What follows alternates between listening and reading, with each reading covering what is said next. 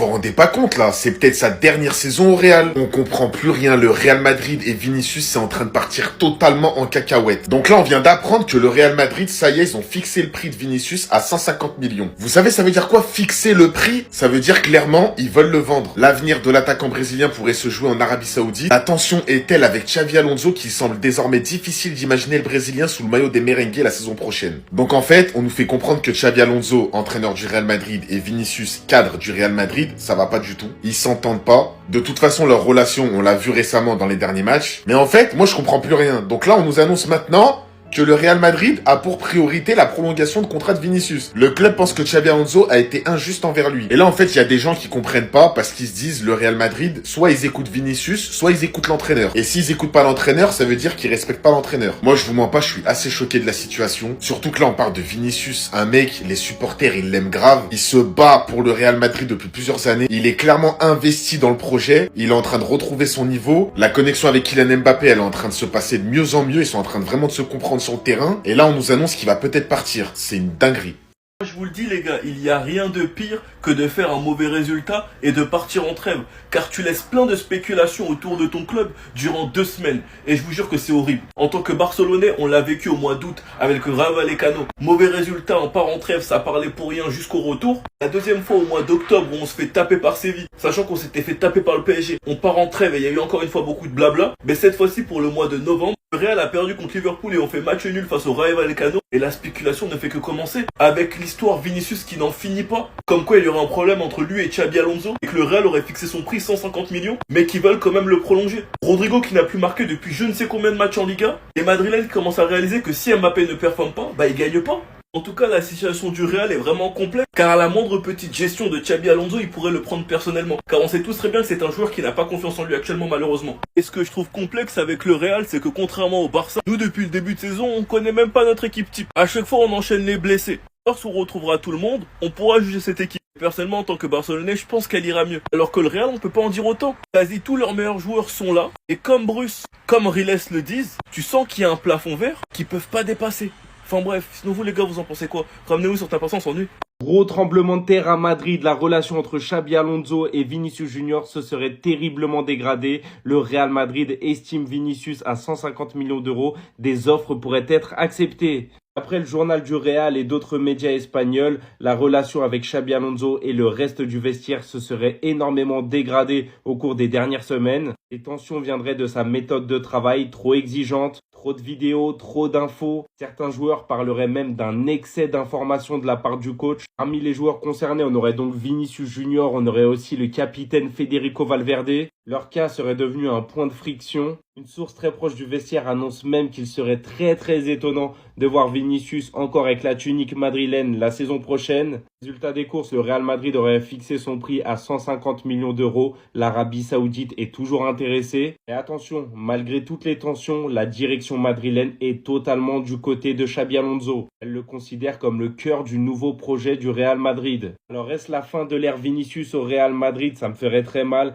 Est-ce le début d'une ère d'un coach totalement strict qui met ses règles? S'il faut passer par là pour être une équipe attrayante, pour être une équipe qui joue un vrai football, alors c'est le prix à en payer. Malheureusement, on perdrait un de mes joueurs préférés, Vinicius Junior. Je crois totalement en la direction de mon club, je crois totalement en Xabi Alonso. C'est plus possible que le Real Madrid mise sur des individualités, mais qu'il n'y ait pas de base, qu'il n'y ait pas de fond de jeu, et que ces individualités-là puissent se permettre de se mettre à dos le coach sous prétexte de caprice de star. Je parle pas que de Vinicius Junior, je parle de Kylian Mbappé, je parle de Jude Bellingham.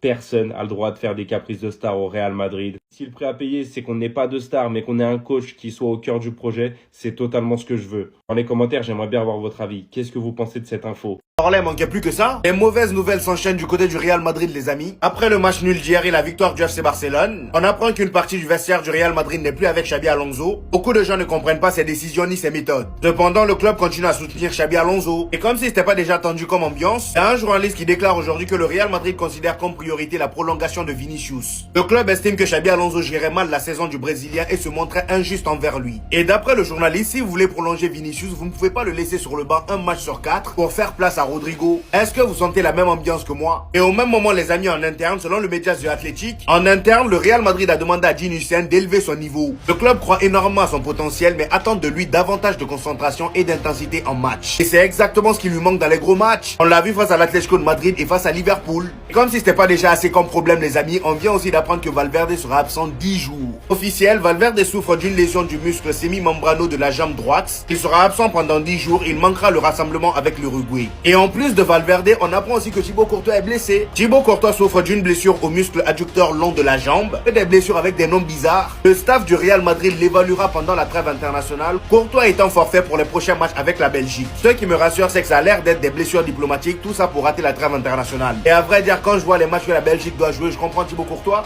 ils peuvent gagner ça sans lui. Et ça donnera aussi un peu de temps de jeu à son concurrent.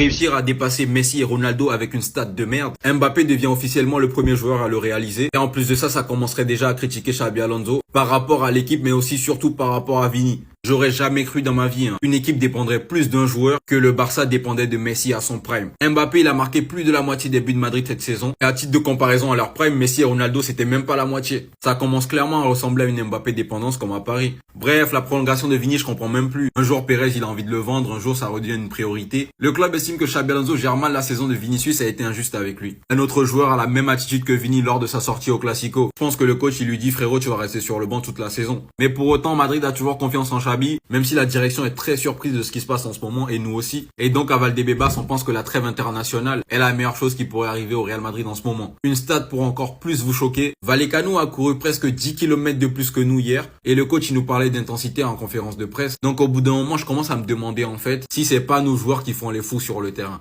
Les refs, ça commence à devenir chaud pour Vinicius là du côté de Madrid. On a voulu nous faire croire qu'après le Classico que tout allait bien, qu'il avait parlé avec Xabi Alonso et que tout était rentré dans l'ordre. On nous avait même dit que Madrid avait renouvelé sa confiance dans l'entraîneur espagnol. Et comme prévu, tout ça, c'était faux. Apparemment, la tension entre Vinicius et Xabi Alonso serait à son comble. Et une source proche du vestiaire nous dit que c'est difficile d'imaginer Vinicius à Madrid l'année prochaine.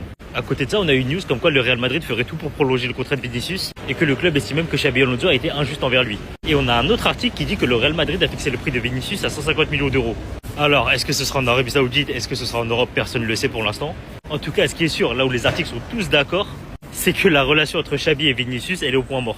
Il y a d'autres rumeurs qui sont sorties comme quoi une partie du vestiaire est en train de perdre confiance en Xabi Alonso. Je vous laisse deviner la partie qui perd confiance en Xabi Alonso et je demande qui pourrait bien être le responsable de toutes ces tensions. Le Real Madrid fixe le prix de Vinicius à 150 millions d'euros. La tension est telle avec Xabi Alonso qu'il semble désormais difficile d'imaginer Vinicius sous le maillot de la Casablanca la saison prochaine. L'avenir de l'attaquant brésilien pourrait se jouer en Arabie Saoudite. Et là, moi j'en veux à Xabi Alonso. Les gars, c'est bien pour devenir avec un discours de genre, celui qui mérite, c'est la personne qui va jouer. Et quand il y a des gens dans l'équipe qui ne jouent pas bien, tu es incapable de faire sortir ces gens. Et toujours, c'est Vinicius que tu fais sortir. Genre, c'est lui tu moins. Chez nous, les Ivoiriens disent, c'est lui tu moins. Non, mais il a trop pris cher avec cette affaire de remplacement.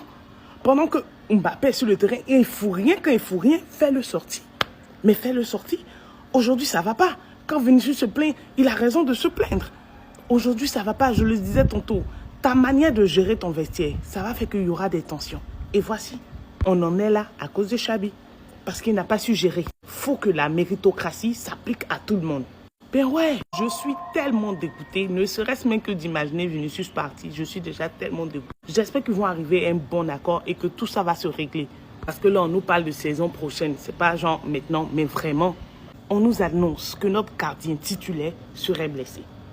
Thibaut Courtois est blessé, les gars. Il ne jouera pas avec la Belgique pendant la trêve. Les gars, qu'est-ce qu'on va devenir? C'est vrai, on a Louni. Ça fait un moment que Louni, il n'a pas encore joué. Donc, il manque de rythme, il manque de temps de jeu. Et Thibaut, qui invraisemblablement est notre joueur le plus fort en ce moment, imaginez-vous terminer cette saison. Bon, je ne le souhaite pas, franchement, je pense que c'est un petit truc. Mais imaginez-vous, on termine la saison sans Thibaut. Qu'est-ce qu'on devient?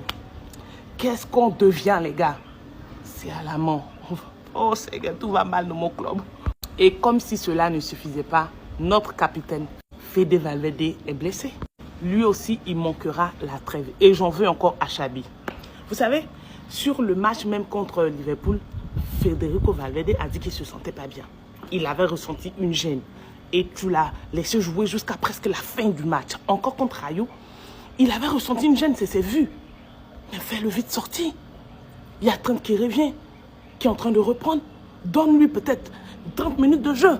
Fais sortir Valverde.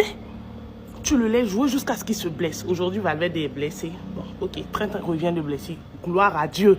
Encore merci. Sinon, qu'est-ce qu'on aurait fait? Qu'est-ce qu'on aurait fait? Il y a une mauvaise gestion de l'effectif. Et ça, c'est Xabi. Je lui en veux, franchement. Non. Donc, avec la liste des blessés, Aurélien Tchouameni, Dani Cavaral, Franco Mastantuono, Antonio Rudiger, Thibaut Courtois et Fede Valverde qui se sont ajoutés à la liste.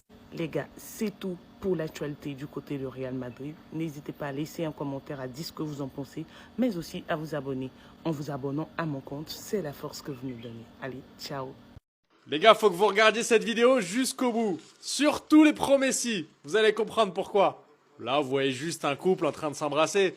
Le boug, il fait rien de mal. Il est avec sa chérie. Tout se passe bien, il lui a offert un bouquet de fleurs. Mais il va croiser quelqu'un. Et c'est sa réaction qui va vous choquer. Donc là, il a croisé la personne.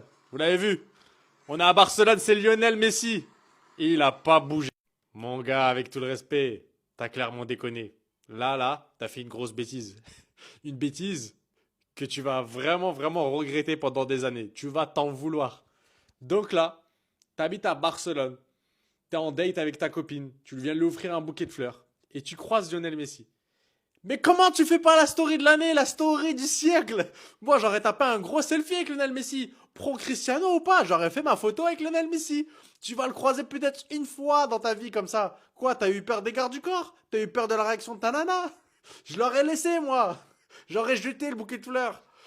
Comment il a pu faire ça? Non, vraiment là, Lionel, il est modeste, hein. Il a tracé, il a rien calculé. Les gars, vous auriez fait quoi à sa place? Dites-moi.